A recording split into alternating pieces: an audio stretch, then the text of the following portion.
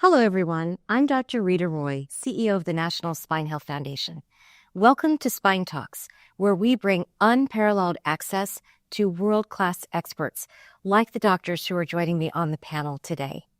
I'm really honored to be at the Cervical Spine Research Society meeting, where the experts are talking about neck conditions and problems that affect your neck. And so today, I'm going to start by allowing our experts to introduce themselves, and I'm going to turn it over to Dr. Gogawala. My name is Zoe Gogawala.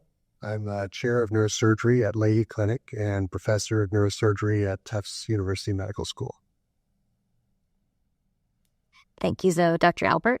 Hi, I'm Todd Albert. I'm Surgeon Chief Emeritus at Hospital for Special Surgery in New York and a spine surgeon. I had the privilege of being president of this society, the Cervical Spine Research Society, a number of years ago. Thank you. Dr. Mraz? Hi, it's a pleasure to be here. My name is Tom Mraz. I'm the global chair for the Cleveland Clinic organization, which includes London, all of North America. I'm also leading the spine research group, and I'm a spine surgeon by training. Thank you, Dr. Mraz. Dr. Patel? Yeah, my name is Alpesh Patel. I'm a vice chair of orthopedic surgery at Northwestern. I lead our Center for Spine Health, and I'm excitedly the current president of the Cervical Spine Research Society. Thank you. So our distinguished panelists are here to talk with the public about conditions that impact your neck. There are lots of different reasons why those conditions happen, and there are lots of different approaches to treating those conditions. So I'm going to start it off with the current president of our society, Dr. Patel. Dr. Patel, a lot of people are confused about symptoms that affect their arm, and they don't know that arm pain or shoulder pain might be coming from their neck. Can you talk to us a little bit about that? Yeah, that's actually a really common scenario, and we will see patients week in and week out who have been struggling with arm pain, shoulder pain, numbness, tingling in their arm, not realizing that it may be emanating or starting in their neck or in their cervical spine. And the connection there really comes back down to the nervous system and how we're wired, such that the nerves that supply feeling and sensation to the arm are in the neck. And so oftentimes we have to look there for the problem.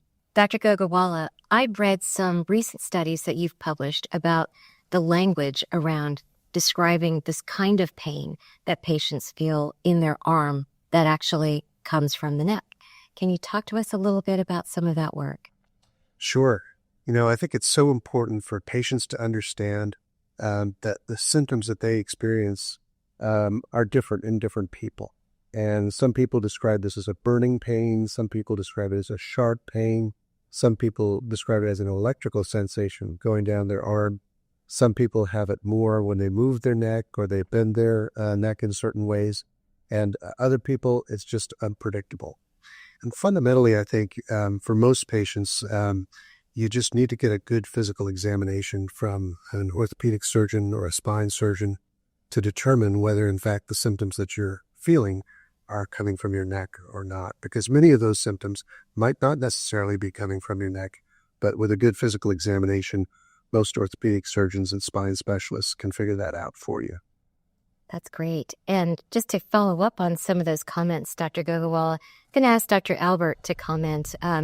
Dr. Albert is a past president of the society focused on neck conditions.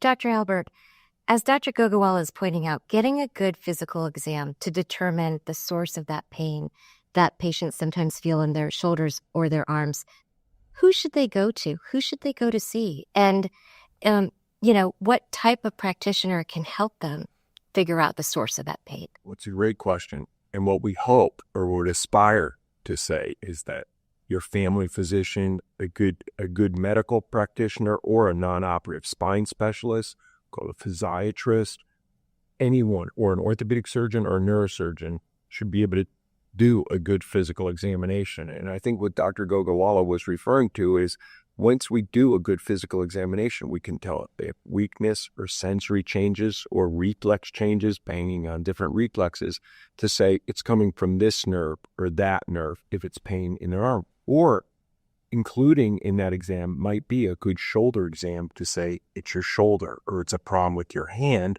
You've heard of carpal tunnel syndrome or one of those things.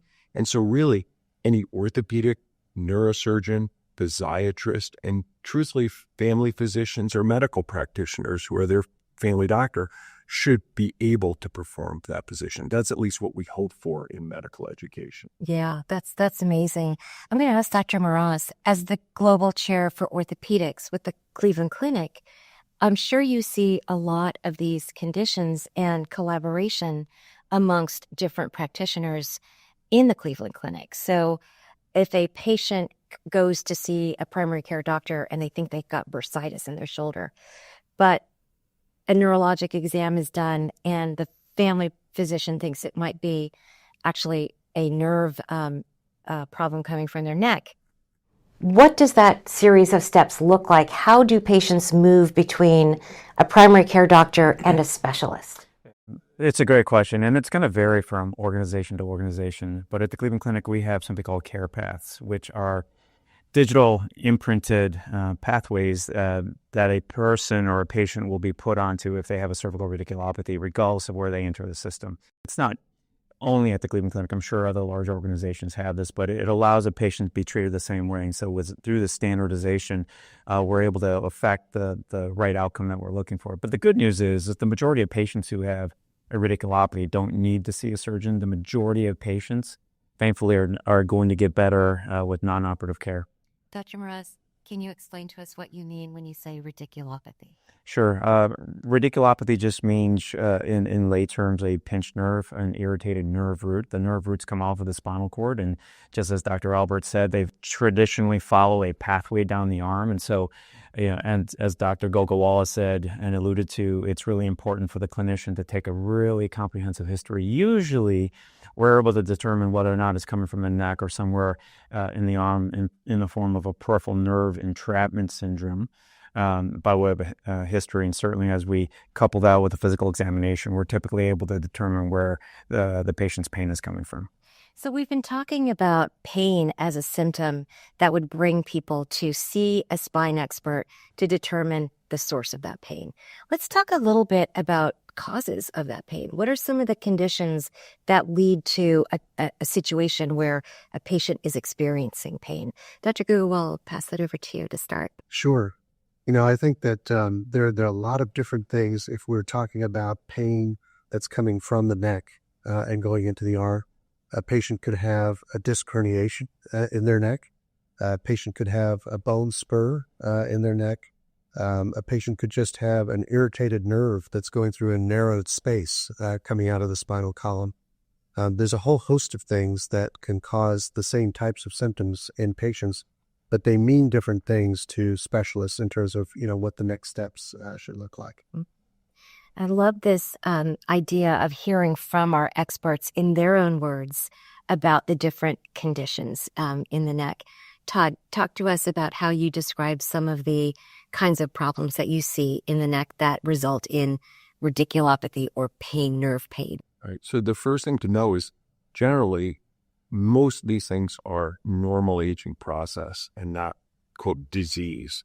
We always, when we do a history on a patient, want to make sure they don't have something we call red flags coming from, and this is rare, but this is the one thing you don't want to just send the patient out, take 2 aspirin and go home.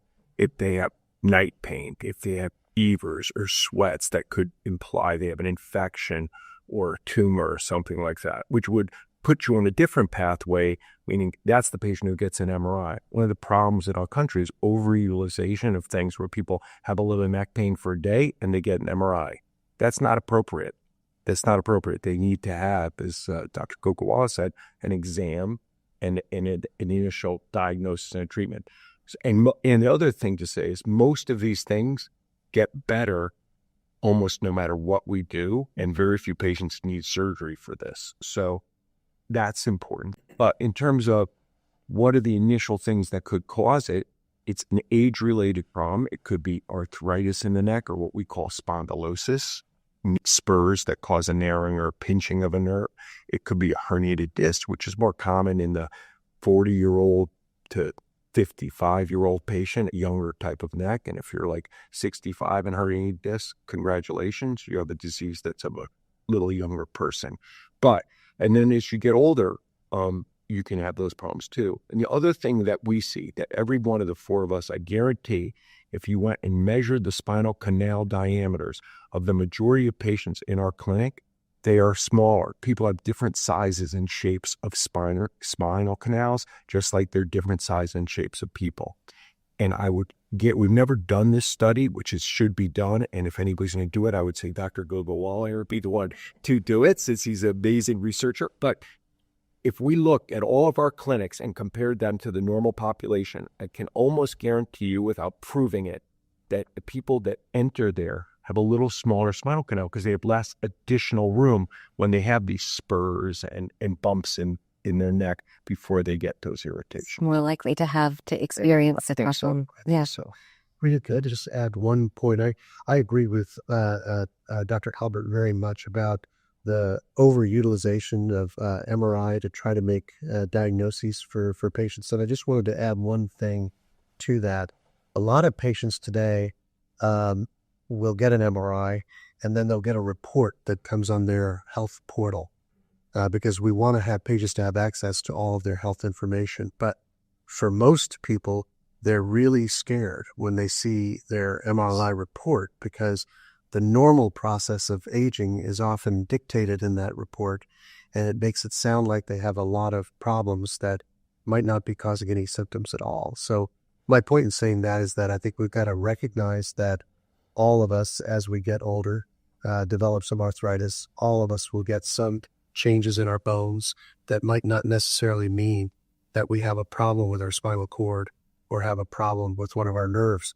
And to Dr. Albert's point, depending upon what the size of your spinal canal is, you can tolerate a lot of different degenerative changes in your neck without having any problems for your nerves. But I think it's so important for patients to recognize that getting that physical examination, whether it's with your primary care doctor, a nurse practitioner, an orthopedic surgeon, a neurosurgeon, is very, very important in getting this evaluated, as opposed to just jumping to that MRI. I think if I build up that a little bit more, I would agree that, we have these amazing technologies available to us, right? Diagnostic imaging, MRIs, CTs, special x-rays. We have a lot of these tools available to us, and they're wonderful when needed. But a really good history, like listening to what Tom was saying, listening to the patient, listening to their story, asking some of these key questions like Dr. Albert had mentioned, and then combining that with the exam, that'll typically get us 80 plus, 90 plus % of the way towards the diagnosis, and certainly enough to initiate treatment. Then the diagnostic imaging comes into play when we're trying to get to maybe more of the heart, related to your question about what are the things that are causing it. Is this a disc problem? Is it a bone spur problem? That's the right sequence. I wish I could say we always do it that way. Yeah. Oftentimes it's inverted. Where the MRI is obtained, the X-rays are gotten, all the advanced imaging is available, and then we go back and we ask questions about the history. Yeah. And to Zoe's point, a lot of the byproduct of the imaging we do creates noise. It's noise in the system. It's not actually signal, and it does create a lot of stress, anxiety, and frustration. And I'm sure all four of us spend a fair amount of our time in the office dissecting down and translating an MRI report from radiologist to English, right? We spend a lot of time doing that. We have a saying in the National Spine Health Foundation that degenerative changes are a normal part of aging to your spine, your cervical spine, your lumbar spine, but pain doesn't have to be. And so it's interesting. We also hear experts telling us that if you pull somebody off the street and you x-rayed them, and you looked at their spine, 80% of people will have some changes there that are completely asymptomatic. So that idea that you can't unsee that, right? So then once you see it, to your point, Dr. Gogolwala, it becomes scary, like, oh, I didn't know I had this thing. And the fact of the matter is that a lot of times you can have things that are asymptomatic and not problematic. The pain is a message to your body that there's something more going on that might need treatment. I'd like to talk a little bit specifically about degenerative disc disease in the neck. A lot of people use the term a slip disc, a herniated disc. Does that mean the same thing? Let's talk about what a slip disc is or what a herniated disc is, and how patients feel with that and how you approach treatment on that. This is a common question that we get, and I'll go back to what Dr. Albert said before. The word spondylosis just means disc degeneration, and you can't get through life without having some degree of disc degeneration. And at a molecular level, there are changes that we all, as physicians, understand occur, and over time, that disc starts to look differently on an X-ray, and it looks differently on an MRI. And if you think about it on a spectrum, first, the color of the disc changes, and then the disc height changes, all referring to disc degeneration. Sometimes we get bone spurs. Again, these are all normal parts of aging. And so, disc degeneration is really an umbrella term that encompasses a spectrum of things, of radiographic changes that occur over the course of one's life, but they are in no way a disease. And I try to emphasize that to a patient. Listen, you do not have a disease. This is a common thing. And in fact, at my age, if I had an X-ray of my spine, I'm sure that I would have some degree of disc degeneration or spondylosis. But hopefully I won't become symptomatic to a point where I need one of these people to work on me. We're available if you do need it. Do you have a special way, Dr. Albert, that you talk about degenerative disc conditions with your patients in explaining that? So what I say to them is not different from what Tom just said. I said, you should look at this as if, and I'm sure if it's a woman, I would say, I know you don't have any, but it's like having gray hair or a bald head. Be lucky you don't have a bald head. It'd be just again. It is just normal. It is just normal. And your pain may be coming from this, but exactly as was said, it's not a disease. I say it's just a part of aging. So with degenerative disc changes, a normal part of aging, when is it time to get treated for those conditions? Let's talk about that, Dr. Patel. Yeah, I think, it does, we use that word degenerative, and yet we also say it's normal. And I think that's a sense that creates some tension or conflict as patients try to sort their way through this, right? Because degenerative in their mind, I think, in many people's minds means somehow a disease process, it's progressive, it's irreversible. And I think a lot of patients have stories themselves, their family members, their friends who have suffered from lower back or from chronic neck pain issues, chronic lower back pain issues, and have given that diagnosis of degenerative disc disease, right? So to answer your question, when do you seek treatment? It's probably more symptom-driven treatment as opposed to a firm diagnosis, right? As Tom mentioned, you may have degenerative disc disease in your neck, you may have degenerative disc disease in your lower back, and have very little to no symptoms for it, in which case less is more. You need less treatment. You need to be encouraged to live your life, be active. But I think as soon as somebody's developing symptoms, we try to intervene. I'd be curious from the group what your most common interventions are. My most common conversation with patients after spending a lot of time counseling them that these are normal things to go through. I feel bad they're going through it, but it's normal. Then the conversations oftentimes come down to, what's your diet look like? What's your exercise look like? Are you willing to stop smoking? Right? Because there are things that you can control. Yeah. And then there are things, aging, genetics, family history, that you can't control. So I try to focus on the things you can control. Right. Yeah, that's amazing. How long should patients go with pain? Do you just put up with the pain, or, you take over-the-counter medications, you go see a chiropractor or a massage therapist? If you've got pain going on, how long should that last before you might need further treatment? Who would like to tackle that? I can take that. I can try to. It depends on what type of pain we're talking about. And neck pain is very different than arm pain. That's oftentimes different than pain that comes over to the shoulder blade region and the trapezial region. But if we're just talking about axial neck pain, which is dead center in your neck, it's worse with mechanical activity, sometimes better when you wake up, and throughout the day it starts to get worse, sort of like a shoulder or a knee or a hip. That is typically arthritic type of pain. And the majority of human beings do not, even though they have arthritis or degenerative changes on their x-rays or the MRI, they don't develop chronic neck pain. The majority of people will at some point in their life have an episode of neck pain, but typically it will get better. But if we're just talking about neck pain, then I think, as Alpesh appropriately discussed, healthy diet, lots of physical therapy, and activity on a daily basis. And I said lots of physical therapy. If they're not getting better, then I'll send them to a course of physical therapy. But patients can't go to physical therapy forever, and it really is based upon an incorporation of the exercises that one learns in physical therapy and does it daily. I'm a big proponent of the merits of exercise on a daily basis, eating right. And as physicians, I think there's a lot that we can do to make sure that we harmonize our approach with what's happening in the rest of the medical record, with our internal medicine folks, what's happening in the labs, because it's all interrelated. So we try to take a comprehensive approach, and that's why, most spine programs across the country have a large contingent of medical spine specialists in addition to colleagues that treat the internal medicine issues. But comprehensively, I think addressing an episode of neck pain or a chronicity of neck pain in a very holistic manner is the right way to do. But usually it's not a chronic issue. Now, we talk about arm pain. It's a very different story. There are different echelons of care that we send the patient down to. It's probably a separate question, so I'll stop there and we'll just leave it at neck pain. I was brilliant what you said, and it's so true. But a lot of people I see that when they have neck pain, no matter whether it was started a little traumatically from a fender bender or it's spondylosis, they have this episode of neck pain. And when you get pain in your neck, it shuts off your muscles.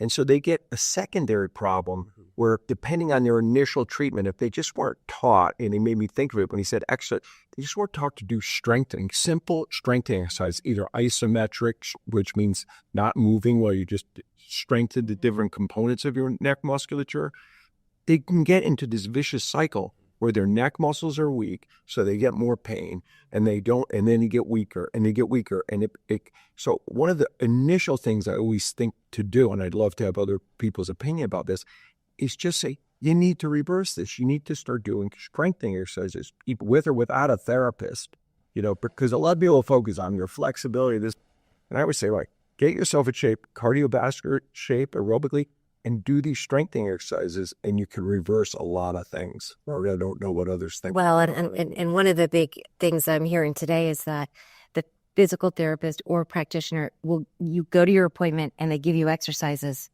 do the exercises. Mm-hmm. You don't just show up for the physical therapy appointment and then you did it, right? They're there to guide you. I think patients and folks suffering with neck pain going through therapy go one level deeper, which is to not just be passive participants in their therapy, but really to take some ownership and some engagement and some active work in it. So I've seen patients who are diligent, wonderfully. They go to their therapist twice a week, and then the other 5 days a week, they're busy with life. They've got other things to do. And not surprisingly, that individual's run of symptoms is going to go longer. They're going to have symptoms for a longer period of time. So really owning it, but then also it's a fair question to ask us as specialists, to ask therapists, why is this exercise going to help? Yeah. Right? Because I think if people start to understand the why and the how, then we're likely to actually maintain the exercises themselves. Right. I just have one thing. I think what Alpesh said is absolutely correct. But I think it's also important that patients understand that in order to do the right muscle stretching exercises or strengthening exercises, as Dr. Albert has mentioned, these are not things that you just go to the internet and download and start doing it yourselves. I think that it's really important to see either a physiatrist or a spine specialist, get proper physical examination done, figure out what the problem is, and then have a program that's really tailored to your problem. And another part of that is that not everything works for every single patient. Physical therapy might just not work for some patients.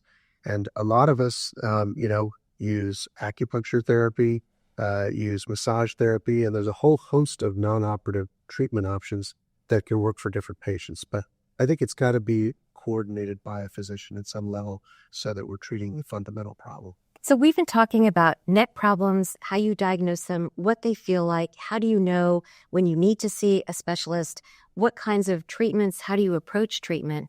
Now let's have a discussion about some of the surgical treatments for these conditions. When is it the right time to have surgery, and what kind of surgeries are out there? I think that's a great point. And it's probably really important to start first and foremost understanding why is it that someone needs surgery. As we mentioned earlier, very few people with neck conditions end up having an operation. So we are very selective about who needs surgery so that we get the best results, right? We start off by saying, again, what is your symptom pattern? So individuals who have neck and arm symptoms, so pain down the arm, numbness, tingling, weakness, those individuals, when it comes time for surgical management, actually have very high success rates, right? With lots of different surgical procedures. And we'll get into the different procedures. When it's just neck pain alone without neurological involvement, the results of surgery can be quite mixed. And I think many of us here would agree that that's an area where, as a surgeon, as a patient, we proceed towards surgery with a lot of caution. And what is that kind of condition called when it's just neck pain? Yep. So there's lots of different words for it again. And so patients may be given diagnoses like cervical spondylosis. They may have a diagnosis even of what's called cervical stenosis. So they may have narrowing around the nerves or even narrowing around the spinal cord, but all they have from a symptom standpoint is neck pain. So when I talk to my patients about it, I try to simplify a lot of that noise. Right. And I try to just go, again, based on symptoms. So if they have neck pain only, I tell them that their diagnosis is neck pain. Mm-hmm. Dr. Mraz, we were chatting before about two medical words, myelopathy and radiculopathy. National Spine Health Foundation has a spine glossary that defines all these terms. You can find that at spinehealth.org. But could you tell us in your words the difference between those two and how that factors into a treatment pathway? Absolutely. As it pertains to the cervical spine, most things that we care about are a radiculopathy, which is a pinched nerve, as Alpesh just mentioned. That's numbness, tingling, pain, plus or minus weakness that can occur typically on one side and one arm. And that's due to nerve root compression. As I mentioned, the nerve roots come off the spinal cord at every single level, and both on the left and the right side. Spinal cord dysfunction is an entirely different problem for the patients. When the spinal cord gets compressed, and it can be compressed by a variety of different things, the two most common things would be just run-of-the-mill arthritis. So as we get older, and as Dr. Albert said, our canals vary from person to person in terms of the dimensions. And sometimes when the spinal cord becomes compressed, that could be due to enlargement of an important ligament in the back of the spinal cord, or it can be a disc bulge in front of the spinal cord. But when the spinal cord's compressed, it can at times start to malfunction. And we see that malfunction as people as loss of hand dexterity, different patterns of numbness, most commonly in the hands. Sometimes we start to lose our balance. That is a very different problem with different implications compared to a nerve root or an arm-related problem. And we treat it entirely different.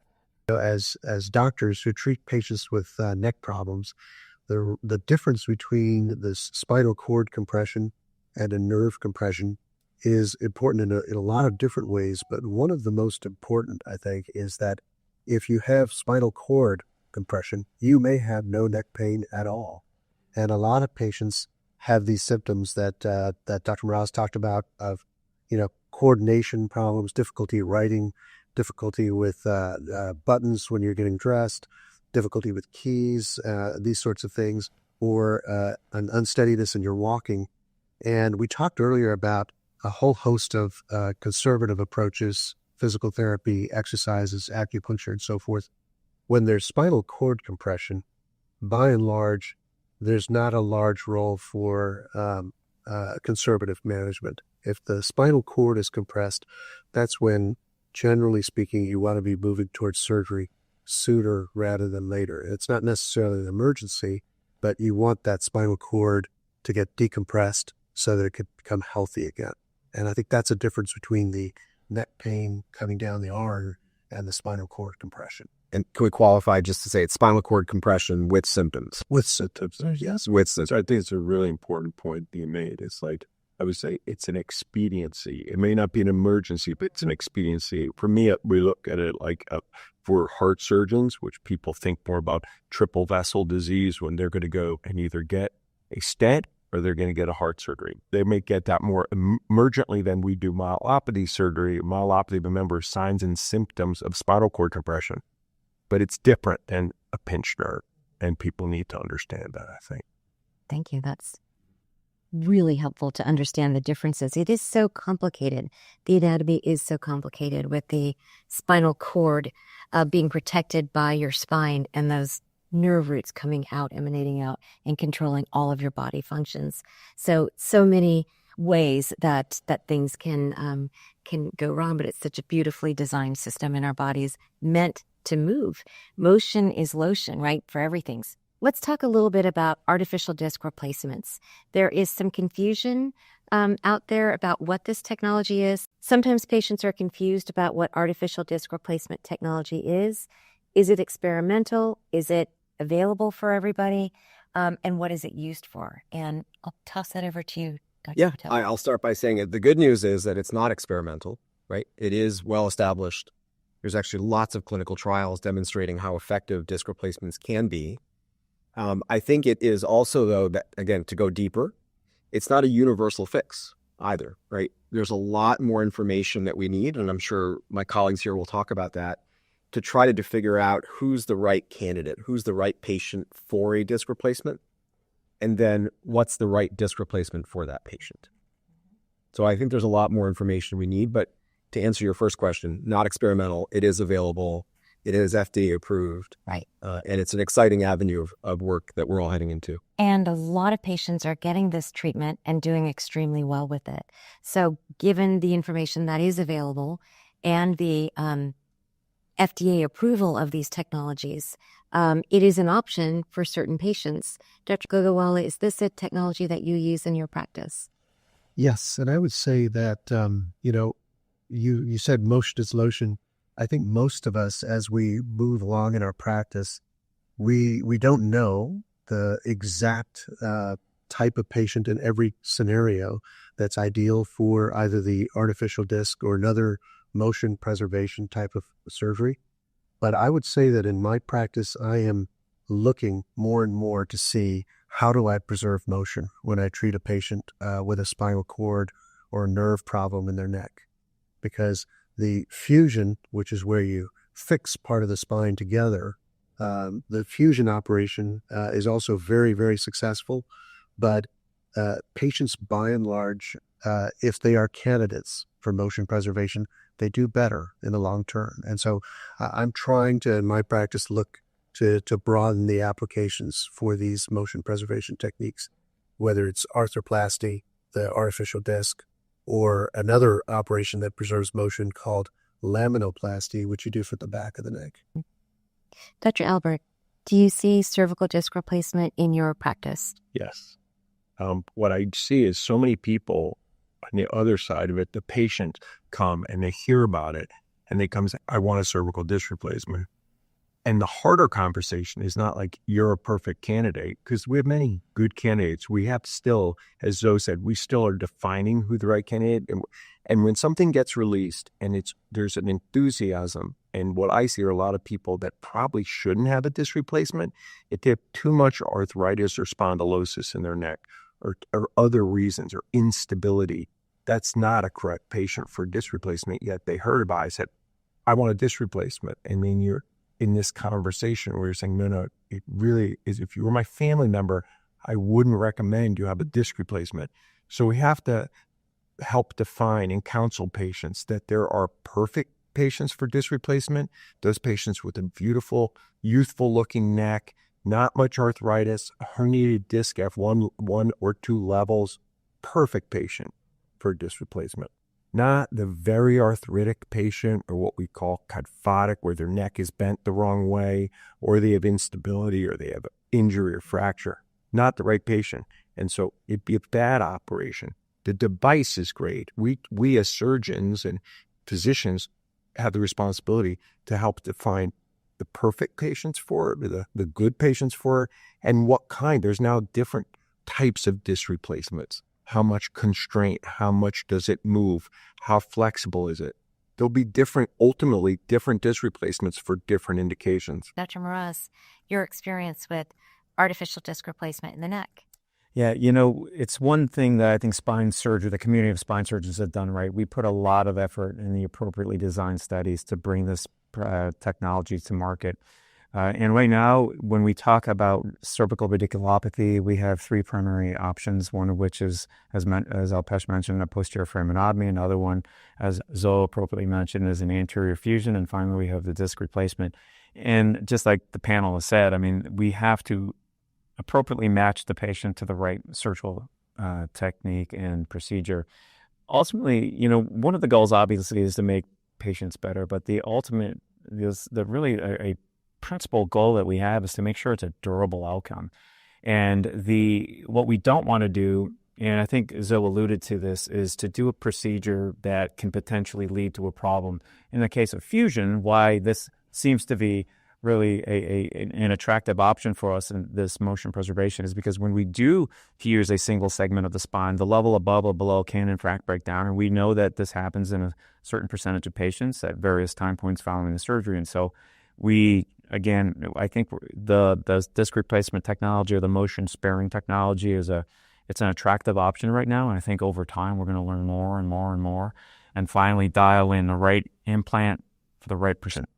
I'm gonna build on that and say that is a big driver, right? Patients will come, they're worried, and they hear stories that if I have one spine procedure, I'm going to automatically have another and another and another. I think we hear that in lower back conditions and in neck conditions, and that fear is a big driver for why people are looking for solutions.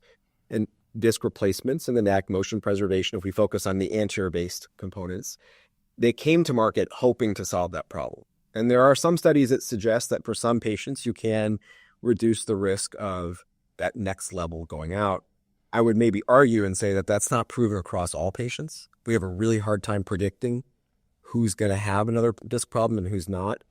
And to some degree, it's a bit of biology at play as well, right? Like we can't stop the aging process. So the conversation I oftentimes have with my patients when we're thinking about fusion versus disc replacement is a pro and con, right? We may have a potential benefit for you, but we may also see problems 10, 20 plus years down the road with the disc replacement. And oh, by the way, none of that stops the aging process. So the thing I tell them is that we can't make many guarantees in spine surgery, but I can guarantee that in 5 or 10 years, they're going to be 5 and 10 years older, right? And so will their discs.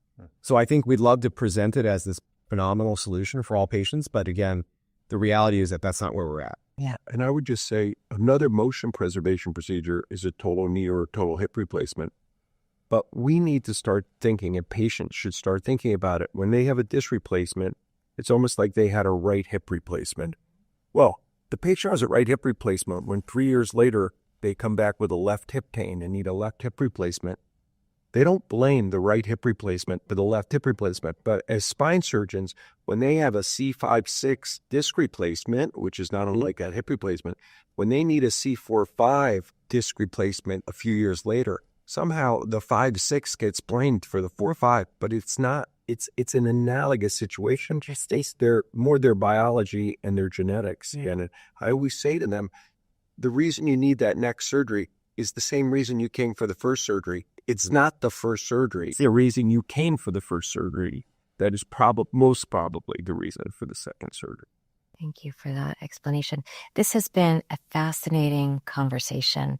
I am so grateful to the panelists who have joined us today to tackle this very complicated and complex topic of neck problems. And what we've heard today is that there are many causes for neck problems. There are many solution pathways for neck problems. And what we try to do at the National Spine Health Foundation is give the public and give patients the best possible information they can find to educate themselves and to educate yourself on how to make a decision along with your healthcare provider on what is the right treatment option for you, because there are lots of options out there. And the other thing that our experts advise us is that it's fair game to get multiple opinions. Talk to more than one practitioner. That's okay. Nobody's going to be upset about that. That is a very welcome thing, I think, certainly amongst the spine community. Talk to more than one practitioner and make sure that you feel the most informed and most comfortable with the treatment pathway that ultimately you choose along with your surgeon or your provider, whether, that may be non-operative, that you feel empowered to make that decision for yourself.